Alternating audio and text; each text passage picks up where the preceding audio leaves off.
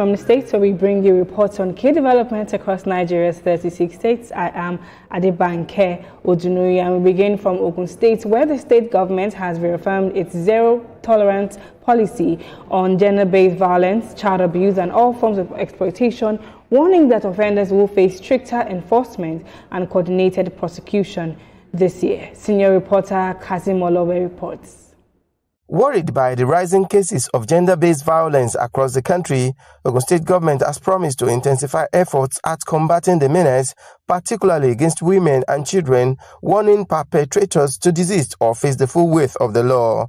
The Commissioner for Women Affairs and Social Development in the state, Adijat Adile, made this known in Abeokuta. She confirmed that the administration is ready to clamp down massively on offenders as part of its 2026 social development agenda. She said the ministry had over the years protected vulnerable persons and strengthened institutional effectiveness, noting that no form of abuse or exploitation will be overlooked. I reaffirm that this ministry will continue to stand as a reference point for excellence in service delivery. We will remain bold in vision, resilient in action, and unwavering in our resolve to deliver transformative policies that place women, children, and vulnerable groups at the center of development. The Commissioner emphasized the importance of support of security agencies, whistleblowers, and the Ministry of Justice, urging stakeholders to continue to cooperate with the ministry in order to protect the rights of survivors. Accordingly, with the full support of all stakeholders, particularly security agencies, justice sector institutions, the lawmaking sector, and reliable whistleblowers, the year 2026 will be a tough year for perpetrators of gender-based violence. She also explained that the ministry's New Year program was designed as a strategic convergence of reflection, capacity strengthening, and celebration, aimed at sharpening institutional focus, aligning stakeholders, and setting a clear policy direction for the year. Kazim Olowe, TVC News, Abeokuta. TVC senior reporter Kazim Olowe joins me now to give us more information on this. Kazim, Ogun State has restated a zero-tolerance stance on gender-based violence. What recent trends or incidents prompted this government to issue this renewed warning? Well, thank you. You will recall that not long ago, the Minister for Women Affairs came up with a figure that now in Nigeria there are about more than 10,000 cases of gender-based violence that happened in the country, and Ogun State being a part of that figure. So the state needs to actually act up. But talking about recent development, you will recall that earlier this year there was a particular case involving the Anyonwale family at River Valley Estate, where the husband stabbed the wife to death.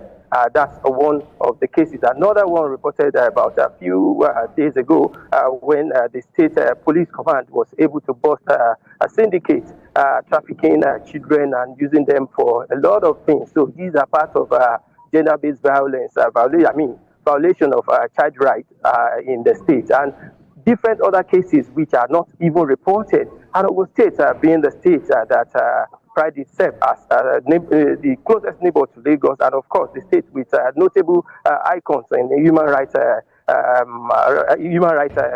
advocacy, talking about the like of Fumilayo Ransom Kuti, Wole Soyinka, and a host of others. So the state government sees it as a kind of opportunity to relaunch its commitment to fighting human rights violation and of course protecting the rights of women and of course child in the state, in order to reduce the figure, because looking at the figure, more than 10,000 cases reported. When a case is reported, take note, there are more than one that has happened in that locality that are not reported. So it means that the state government needs to, blow its whistles, create a kind of fear in the minds of people and tell them that it's set to ensure that it prosecutes offenders and, of course, ensure that the law takes its place, talking about serving as a deterrent for those who might want to be engaging in such act. Okay, Kazim, gender-based violence, as you know, it often goes unreported. What steps is the state taking to encourage survivors and witnesses to speak up without fear of stigmatization or even retaliation? In fact, the kind of program like this, the Ministry of Women Affairs in the state designed a kind of periodic program where stakeholders come together to review how they've been able to reduce and perform in that period. It's a kind of a quarterly program, and this is the kind of program that happens.